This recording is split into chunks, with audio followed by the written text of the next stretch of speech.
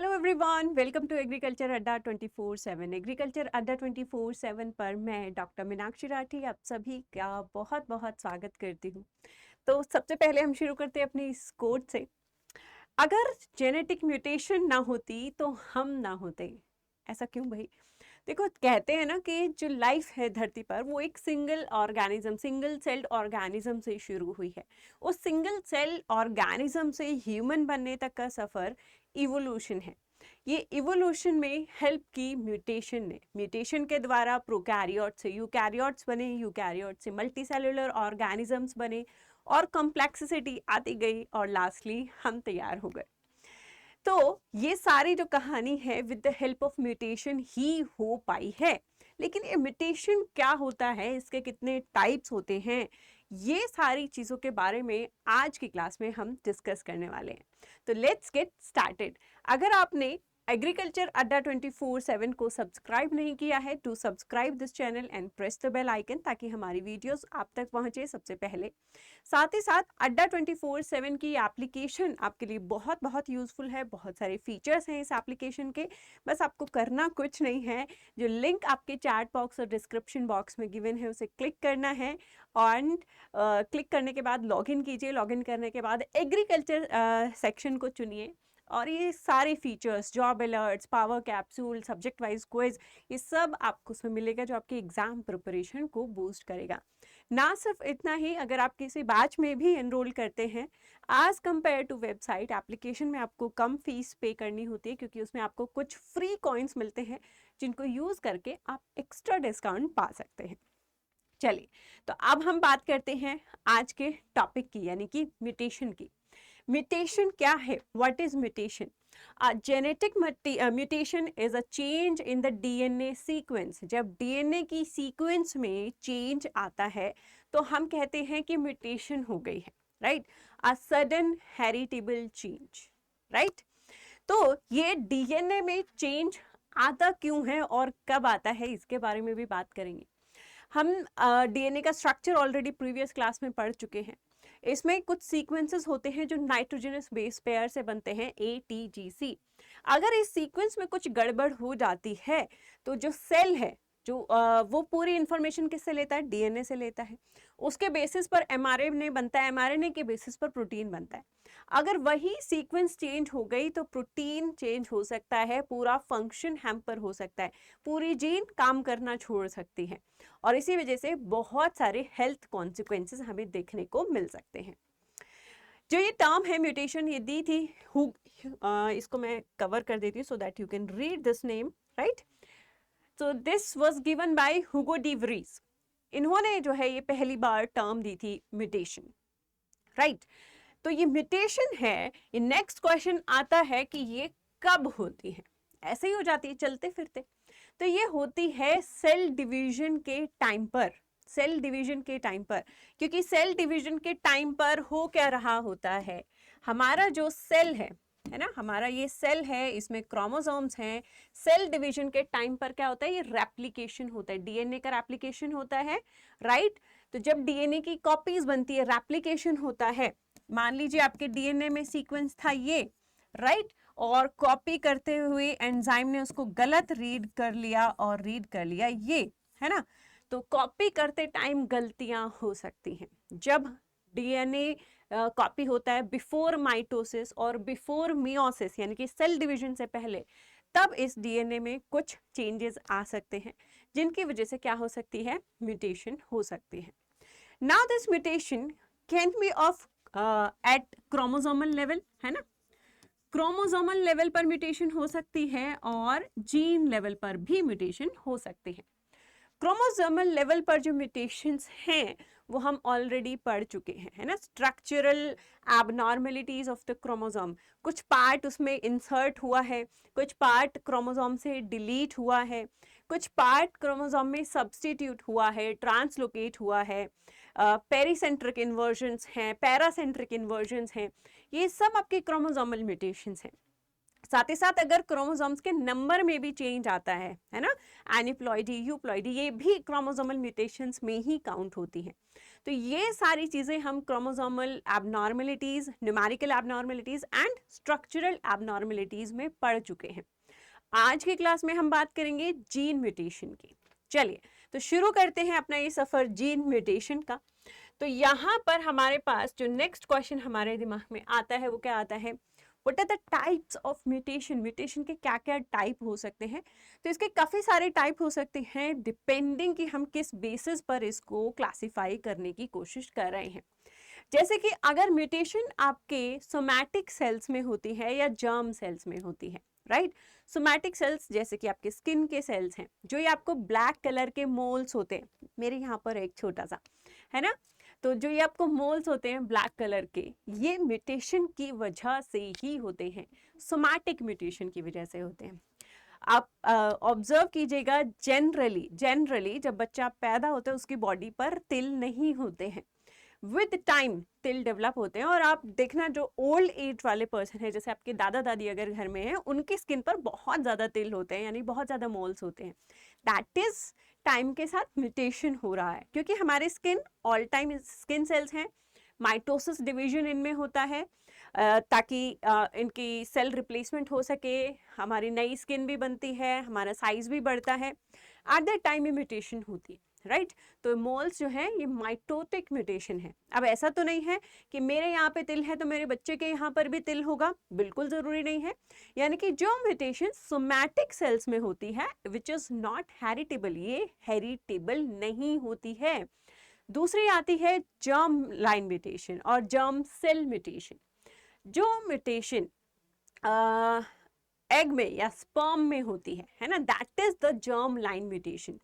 जैसे कि at the time of gamete formation है ना, मियोसिस के टाइम पर, गेमीट फॉर्मेशन के टाइम पर अगर म्यूटेशन होती है तो वो गेमीट्स में ट्रांसफर होती है और गेमीट्स के द्वारा बच्चे में ट्रांसफर होती है। तो ऐसी म्यूटेशन हेरिटेबल होती है जो जर्म सेल्स में होती है। हमारे अकाउंट के लिए हमें हेरिटेबल म्यूटेशन ही चाहिए होती है, बिकॉज जो वेरिएशन या जो म्यूटेशन हम आगे अपने बच्चे में ट्रांसफर कर सकते हैं वही काम करेगी जेनेटिक्स में, है ना। इसीलिए जब हम म्यूटेशन की डेफिनेशन बोलते हैं तो हम क्या बोलते हैं, सडन हेरिटेबल चेंज। हालांकि म्यूटेशन अगर सोमैटिक सेल में होती है तो वो हेरिटेबल नहीं होती है, लेकिन हमारे काम की म्यूटेशन हेरिटेबल म्यूटेशन ही होती है, इसलिए इसके जनरल एप्लीकेशन में हम सडन हेरिटेबल चेंज बोलते हैं, ठीक है। Next is on the basis of origin, mutation हुई कैसे है, right. So one is the spontaneous mutation and another one is induced mutation. Spontaneous mutation जो अपने आप होती है spontaneously, है ना, environment में होती है, वो किस वजह से हो सकती है, एक्स रेज, यूवी रेज जो एनवायरनमेंट में है ये हार्म कर सकती है एंड इनकी वजह से म्यूटेशन हो सकती है। तो ये क्या है, स्पॉन्टेनियस म्यूटेशन है। जैसे कि जो सिंगल सेल्ड ऑर्गेनिजम्स थे उनमें स्पॉन्टेनियस म्यूटेशन ही हुआ होगा एंड आगे अदर स्पीशीज बनते चले गए, है ना, डाइवर्सिटी बनती चली गई। तो वो म्यूटेशन किसी ने कराया नहीं, वो अपने आप नेचर में हुआ है, वो स्पॉन्टेनियस है। वही इंड्यूस्ड म्यूटेशन वो म्यूटेशन होती है जिसे हम इंड्यूस करवा रहे हैं एज अ साइंटिस्ट, ठीक है। तो उसके लिए मुझे किसकी जरूरत पड़ेगी, एक म्यूटाजन की जरूरत पड़ेगी। किसकी जरूरत पड़ेगी, म्यूटाजन। ये म्यूटाजन क्या होता है, सॉरी नॉट टी, ये म्यूटाजन क्या होता है, कोई भी ऐसा सब्सटेंस जो म्यूटेशन करवा सकता है, जिसमें क्षमता है म्यूटेशन करवाने की। तो अगर मैं जानबूझकर किसी सेल को, किसी सीड को, है ना, उस म्यूटेजन के कांटेक्ट में लेके आती हूँ ताकि वहाँ म्यूटेशन हो, है ना, तो इसे इंड्यूस्ड म्यूटेशन कहते हैं, क्योंकि ये हम इंड्यूस करवा रहे हैं। लेकिन ऐसी क्या ज़रूरत आन पड़ी कि हमें म्यूटेशन खुद इंड्यूस करवानी पड़ेगी, right. So it is due to variation, विभिन्नता, ठीक है। वेरिएशन क्रिएट करने के लिए बहुत सारी स्पीशीज ऐसी हैं जिनमें खूब सारी डाइवर्सिटी प्रेजेंट है, लेकिन स्टिल कुछ स्पीशीज ऐसी भी हैं जिनमें ज़्यादा वेरिएशन प्रेजेंट नहीं है। यानी कि उनका जीन पूल बहुत कन्फाइंड है, इसलिए ब्रीडर्स उनमें ज़्यादा सिलेक्शंस नहीं कर पा रहे हैं, उनमें कोई अच्छी वेराइटीज़ डेवलप नहीं कर पा रहे हैं। तो ऐसे में हम क्या करते हैं, अंधेरे में तीर मारते हैं, है ना, यानी कि वेरिएशन क्रिएट करते हैं। अगर हम म्यूटेशन करते हैं, हज़ारों म्यूटेशन में से एक म्यूटेशन बेनिफिशियल निकल सकती है जो हमारे काम आ सकती है। बट श्योरली म्यूटेशन से क्या होता है, डाइवर्सिटी बढ़ती है, वेरिएशन बढ़ती है, राइट तो वेरिएशन क्रिएट करने के लिए हम म्यूटेशन इंड्यूस करते हैं। जहां पर हम म्यूटेशन का यूज करते हैं किसी भी क्रॉप को इम्प्रूव करने के लिए, उसे हम म्यूटेशन ब्रीडिंग कहते हैं, जो हम ब्रीडिंग वाले पार्ट में पढ़ेंगे। अभी जेनेटिक्स वाला पार्ट चल रहा है, ठीक है। The next is on the basis of direction. क्या म्यूटेशन की भी डायरेक्शन होती है? बिल्कुल होती है, राइट जब एक म्यूटेशन होती है which can change a wild type allele, या जो नेचुरल एलील प्रेजेंट है उसको चेंज कर देती है, दैट इज फॉरवर्ड म्यूटेशन, ठीक है। वो क्या होती है, फॉरवर्ड म्यूटेशन होती है। जैसे कि यहाँ पर हम ले लेते हैं, दिस इज अ जीन, ये एक पार्ट है, सेगमेंट है डीएनए का जो एक फंक्शनल जीन है। यहाँ पर ए टी टी सी सी जी ए जी ये सीक्वेंस था। ये क्या है, ये नेचुरल सीक्वेंस है जो ऑलरेडी प्रेजेंट है, या वाइल्ड टाइप सीक्वेंस है ना। इसमें चेंज हुआ, इट चेंज्ड, है ना, इसमें चेंज हुआ और ये डबल टी की जगह डबल सी आ गया, ट्रिपल ए आ गया, डबल सी जी ए जी। तो यहाँ पर क्या हुआ, चेंज हो गया है, जिसकी वजह से ये क्या कहलाएगा, दूसरा जो हमारा सीक्वेंस है म्यूटेटेड सीक्वेंस है, तो ये म्यूटेंट बन जाएगा। क्या बन जाएगा, म्यूटेंट बन जाएगा। तो वाइल्ड टाइप से म्यूटेंट जब बनता है तो उसे कहते हैं फॉरवर्ड म्यूटेशन। लेकिन कभी कभी म्यूटेंट से वाइल्ड टाइप वापस बन जाता है ना। अब मान लीजिए ये आपका म्यूटेंट था, है ना, यहाँ पर ट्रिपल ए सी सी सी सी जी ए जी, है ना, ये आपका म्यूटेंट है जो कि आज से 20 साल पहले म्यूटेशन हुई थी, राइट। अब इसमें फिर से एक म्यूटेशन हुई बाय चांस, और म्यूटेशन में क्या हुआ, ये डबल सी फिर से डबल टी बन गया, बिल्कुल नेचुरल जैसा या वाइल्ड टाइप जैसा।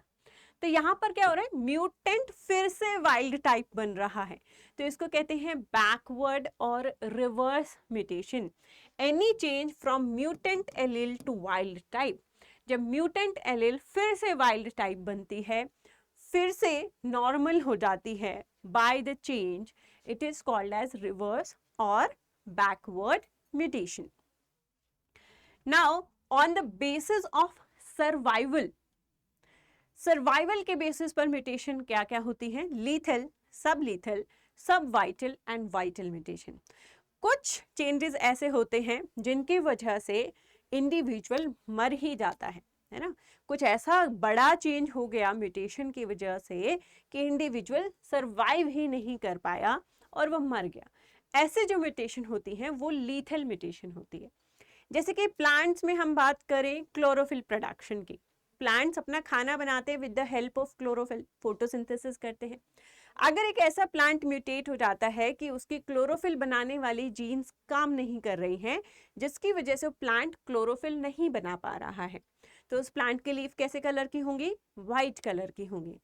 क्योंकि इस प्लांट के पास क्लोरोफिल नहीं है, ये फोटोसिंथेसिस नहीं कर सकता और अपना खाना खुद नहीं बना पाएगा, जिसके कारण ये मर जाएगा, है ना। तो ऐसी जो म्यूटेशन है जो इंडिविजुअल को मार देती है ना, वो होती है लीथल म्यूटेशन।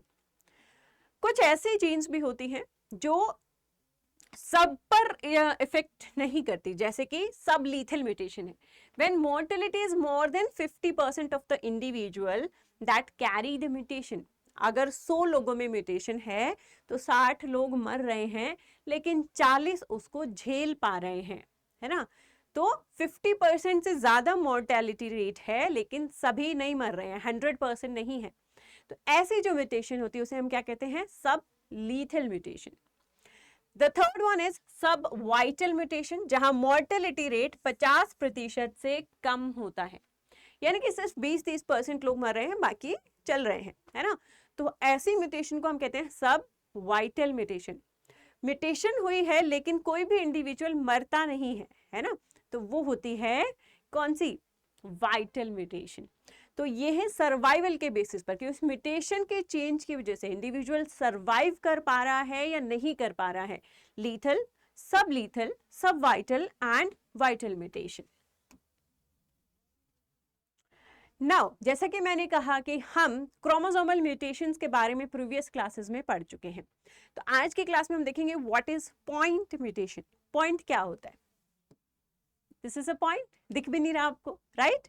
यानी कि एक बहुत छोटा सा चेंज, एक सिंगल बेस पेयर का change, that is called as point mutation. A point mutation occurs in a genome on a single base pair is added, deleted or changed or substituted, है ना? एक सिंगल बेस पेयर, बड़ा, जैसे कि chromosomal mutations में बड़े बड़े regions travel कर रहे थे, है ना? पूरी फ्रेगमेंट ट्रेवल कर रही थी। यहाँ पूरी फ्रेगमेंट ट्रेवल नहीं कर रही है, सिर्फ एक बेस पेयर का डिफरेंस है। या तो एक बेस पेयर को डिलीट कर दिया गया है, या एक बेस पेयर को ऐड कर दिया गया है, या एक बेस पेयर को सब्स्टिट्यूट कर दिया गया है, तो इसे हम पॉइंट म्यूटेशन कहते हैं। ज्यादातर पॉइंट म्यूटेशन हार्मलेस होती हैं, कोई खास इफेक्ट नहीं देती हैं, लेकिन एट टाइम्स पॉइंट म्यूटेशन भी एक बड़ा चेंज लेकर आ सकती हैं, जैसा कि हम फर्दर इस एग्जाम्पल में देखेंगे। This is a example of sickle cell anaemia. ये सिकल सेल एनीमिया डिजीज है जिसमें हमारे आरबीसीज जो है वो राउंड या एलिप्टिकल शेप के ना रह करके सिकल सेल के हो जाते हैं, सिकल सेल के या दराती जैसे इस तरीके के, है ना? तो उनकी शेप इस तरीके से हो जाती है, तो इसको सिकल सेल एनीमिया कहते हैं, राइट? जिसकी वजह से वो ऑक्सीजन कैरी कम कर पाते हैं और पर्सन गेट्स एनीमिक, राइट?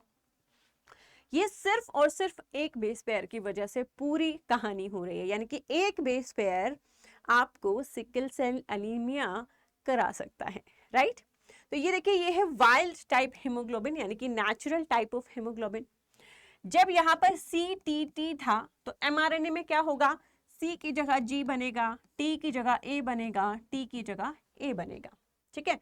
अब जब इस ट्रिपलेट या इस कोडोन को हम पढ़ेंगे तो GAA जो है आपको ग्लूटिन देगा। तो ये क्या है? ये GAA जो है आपको एक नॉर्मल हीमोग्लोबिन की जो अमाइनो एसिड्स की चेन है वो बनाकर देता है ना? और वो नॉर्मल फंक्शन करता है, इसकी शेप एलिप्टिकल शेप होती है, सब कुछ नॉर्मल चल रहा है इसकी ज़िंदगी में, तो ये नॉर्मल ज़िंदगी। लेकिन दूसरी क्या है? मेंटोस ज़िंदगी। तो मेंटोस ज़िंदगी में क्या हो रहा है?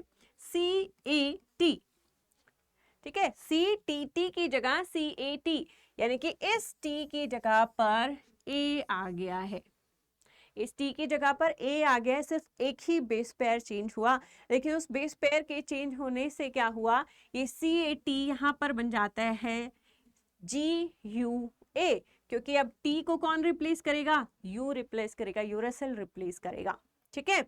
और यहाँ पर आपका जो अमाइनो एसिड बनता है वो वेलाइन बनता है।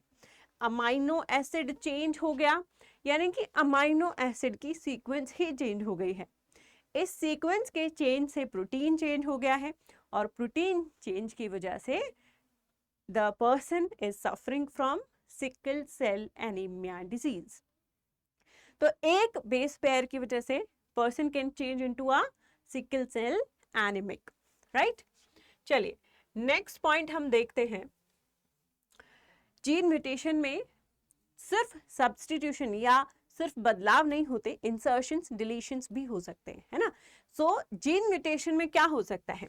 कोई चीज इंसर्ट हो रही है, यहाँ खाली स्पेस था, यहाँ ये आ गया, है ना? ये चीज इंसर्ट हो गई है। वहीं यहाँ पर ये T था, ये यहाँ से डिलीट हो गया है, ये एक बेस पेयर डिलीट हो गया है। या फिर सब्स्टिट्यूशन, यहाँ पर पहले G था, फिर यहाँ पर T आ गया है, दूसरा आकर जुड़ गया है ना? तो जीन म्यूटेशन इन सब की वजह से हो सकता है, इंसर्शन की वजह से भी हो सकता है, डिलीशन की वजह से भी हो सकता है, और सब्स्टिट्यूशन की वजह से भी हो सकता है। फ्रेम शिफ्ट म्यूटेशन के बारे में हम आगे पढ़ेंगे, ताकि मैं डायग्रामेटिकली आपको समझाऊं कि फ्रेम शिफ्ट म्यूटेशन किस तरीके से काम करता है, राइट? चलिए आगे चलते हैं। सो जब सब्स्टिट्यूशन होता है, इंसर्शन एंड डिलीशन तो सिंपल है, या तो कोई बेस पेयर आकर जुड़ रहा है जो एक्स्ट्रा है, या कोई बेस पेयर डिलीट हो रहा है ना, तो इंसर्शन एंड डिलीशन। सब्स्टिट्यूशन में दो और टर्म्स हमें पता होनी चाहिए, ट्रांसवर्जन एंड ट्रांजिशन। ये ट्रांसवर्जन और ट्रांजिशन क्या होते हैं, ठीक है। तो we all know there are 4 base pair, adenine, right, cytosine, thymine and guanine, है ना, ये 4 बेस पेयर्स होते हैं। अब इनमें से प्यूरिन्स कौन से हैं, एजी, है ना, एजी क्या है, ये दोनों क्या है, ये दोनों है प्यूरिन्स, और टीसी क्या है, पायरामिडिन्स, राइट, पायरामिडिन्स, ठीक है, एजी को प्यूरिन्स कहते हैं। तो अगर ए को सी रिप्लेस करता है, ठीक है, ए को सी रिप्लेस करता है, तो ए क्या है, प्यूरिन है, सी क्या है, पायरामिडिन है। यानी कि जब एक प्यूरिन को एक पायरामिडिन रिप्लेस करता है, ठीक है, तो इस प्रोसेस को कहा जाता है ट्रांसवर्जन। क्या कहा जाता है, ट्रांसवर्जन। अगर ये ए है और इसको कोई जी रिप्लेस करता है, ठीक है, तो जी भी प्यूरिन है, ए भी प्यूरिन है, दोनों प्यूरिन्स है, दोनों एक ही कैटेगरी से बिलोंग करते हैं। तो यहां पर अगर जी इस ए को रिप्लेस करता है, दोनों प्यूरिन्स हैं, ये भी और ये भी, तो इस प्रोसेस को हम कहते हैं ट्रांजिशन। यानी कि जब एक पिरामिडिन को रिप्लेस करता है, या एक प्यूरिन को रिप्लेस करता है, तो इस प्रोसेस को हम क्या कहते हैं, ट्रांजिशन कहते हैं।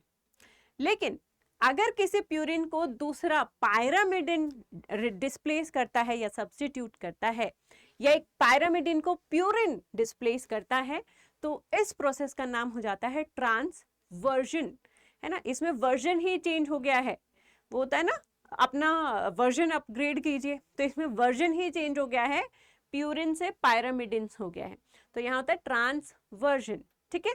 तो ये दो टर्म्स में कंफ्यूज नहीं होना है, what is transition and what is transversion.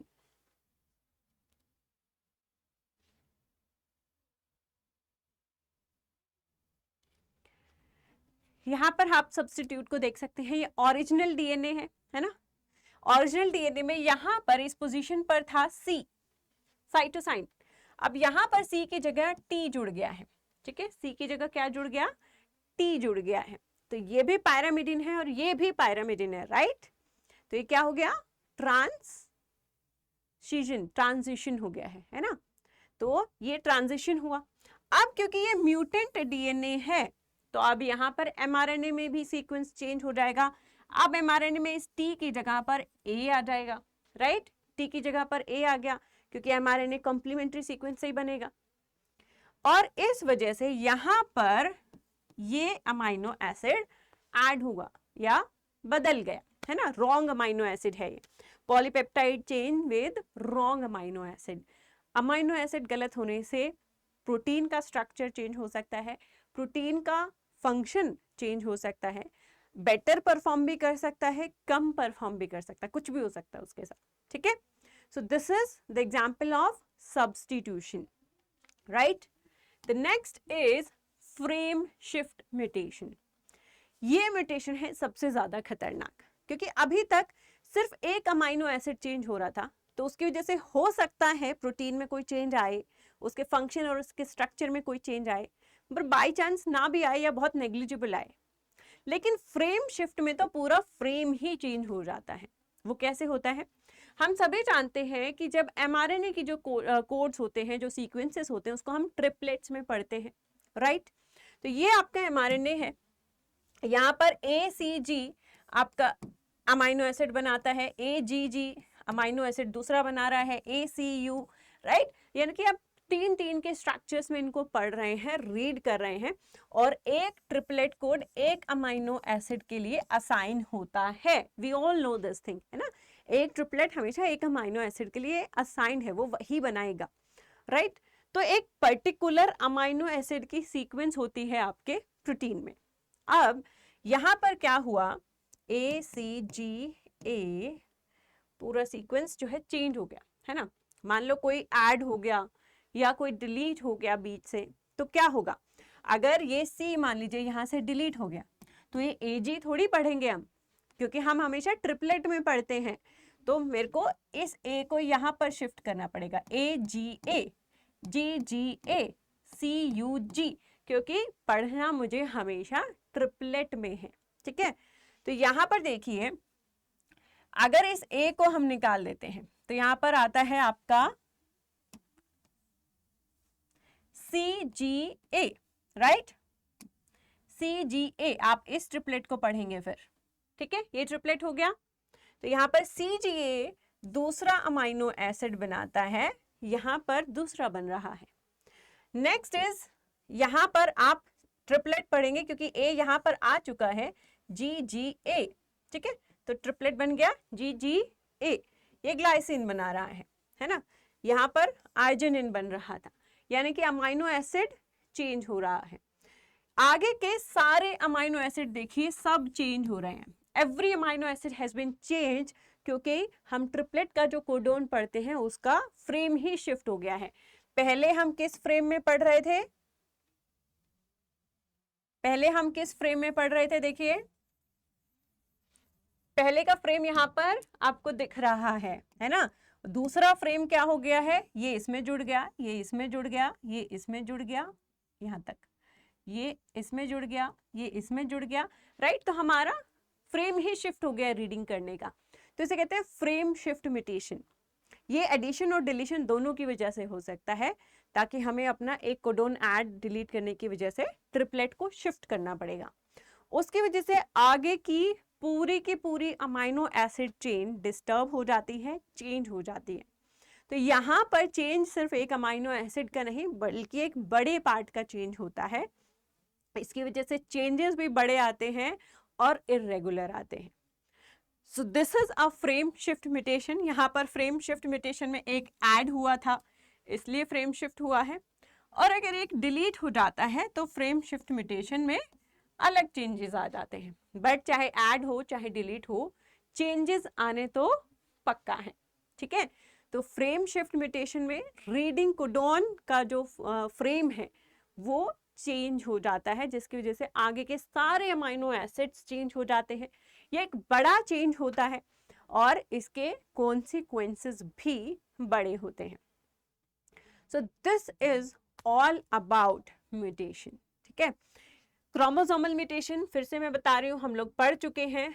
आज हम सिर्फ जीन म्यूटेशन या पॉइंट म्यूटेशन को कवर कर रहे थे।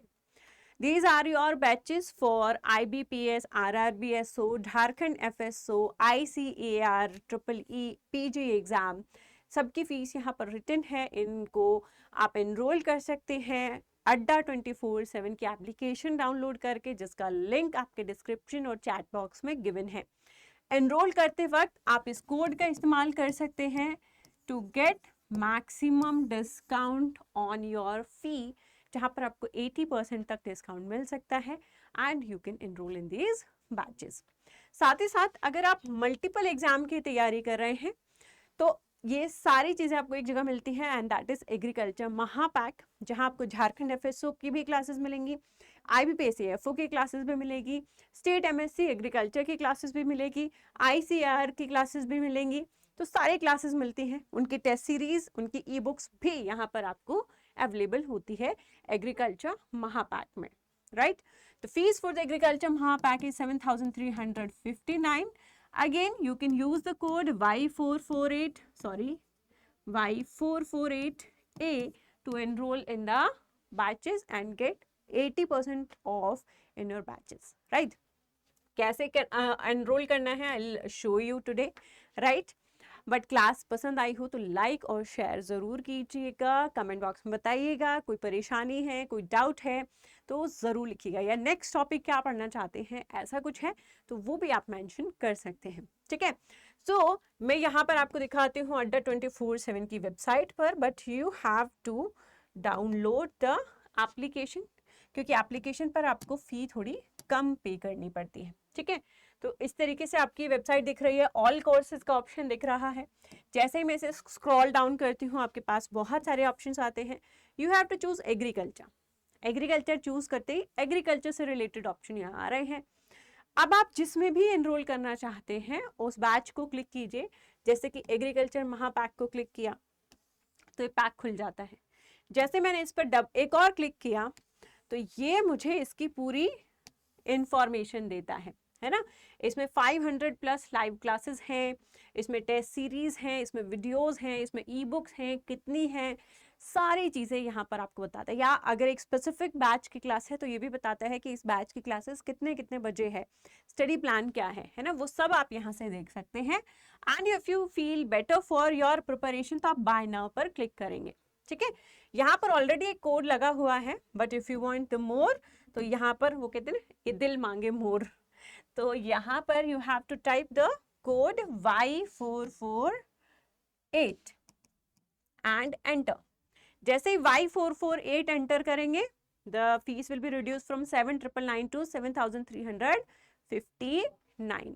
ठीक है, तो इसी तरीके से आप किसी भी बैच में एनरोल कर सकते हैं, तरीका सेम है। गुड बाय, टेक केयर, अपना ख्याल रखिएगा, मिलेंगे नेक्स्ट वीक कुछ और नए टॉपिक्स के साथ। और अच्छे से पढ़ते रहिए, रिविजन्स करते रहिए, क्लासेस को शेयर ज़्यादा से ज़्यादा कीजिए भाई, और लाइक कीजिए। If you want anything different from my side, just let me know. I'll try my best to include them into my classes. Okay guys, goodbye and take care.